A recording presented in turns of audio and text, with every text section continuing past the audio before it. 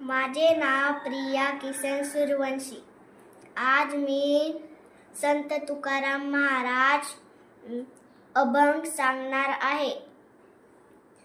दया तिचे नाव भूतांचे पालन आणि निर्दलन, कंटकाचे पाप त्याचे नाव न विचारिता नीट,